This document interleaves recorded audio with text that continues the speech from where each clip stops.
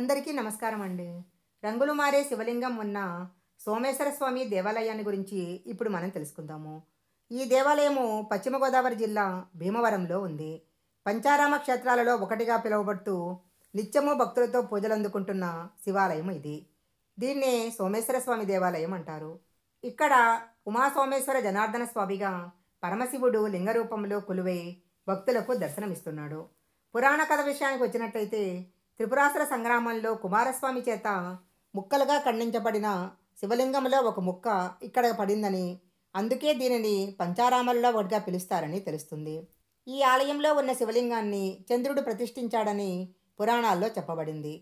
ఇక్కడ శివలింగానికి ఒక ప్రత్యేకత ఉంది. పౌర్ణమికి ఒక రంగులోనూ, అమావాస్యకు ఇంకొక రంగులోనూ ఇక్కడ శివలింగం మారుతూ ప్రపంచంలో ఎక్కడా లేని విధంగా ఉంటుంది. శ్వేతవర్ణంలో ఉన్న శివలింగము అమావాస్య వచ్చేసరికి బూడిద లేదా గోధుమ వర్ణానికి మారిపోతుంది. అదేవిధంగా పౌర్ణమి వచ్చేసరికి మరలా తిరిగి శ్వేతవర్ణంలోకి మారిపోతుంది.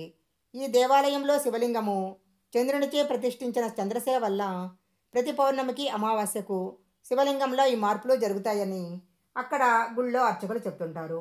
సోమేశ్వర స్వామి ఆలయము కింది అంతస్తులో ఉంటుంది. గర్భాలయం యొక్క పైభాగంలో 2వ అంతస్తులో అన్నపూర్ణాదేవి కొలువై ఉంటుంది. ఈ ఆలయానికి ముందు భాగాన కోనేరు ఉంది. దీన్నే చంద్రపుష్కరిణి అంటారు. చంద్రపుష్కరిణిలో స్నానం చేసిన వారి పాపాలు పోతాయని భక్తులు నమ్ముతుంటారు.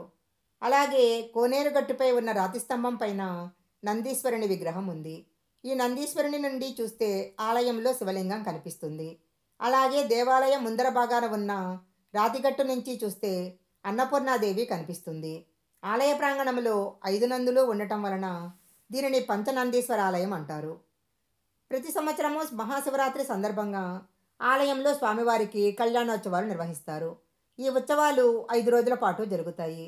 దేవి నవరాత్రులను కూడా ఈ ఆలయంలో ఎంతో ఘనంగా చేస్తారు. కార్తీక మాసంలో అయితే ఈ ఆలయంలో కార్తీక శోభ వెళ్లి విరుస్తుంది. కార్తీక మాసంలో మహిళా భక్తులు అత్యంత భక్తి శ్రద్ధలతో ఉదయాన్నే లేచి స్వామివారికి ప్రత్యేక పూజలు నిర్వహిస్తారు. చంద్రపుష్కరిణిలో కార్తీక దీపాన్ని వెలిగిస్తారు. పంచారామ క్షేత్రాలలో ఒకటిగా పిలువబడుతున్నందువలన సాధారణ రోజుల్లో కూడా ఈ ఆలయానికి స్వామివారిని దర్శించడానికి అనేక మంది వస్తూ ఉంటారు. 2 తెలుగు రాష్ట్రాల నుంచే కాకుండా విదేశాల నుంచి కూడా అనేక మంది ఈ దేవాలయానికి వచ్చి పరమేశ్వరుని దర్శనం చేసుకుంటూ ఉంటారు. ఈ వీడియో కనుక మీకు నచ్చినట్లయితే లైక్ చేయండి, షేర్ చేయండి.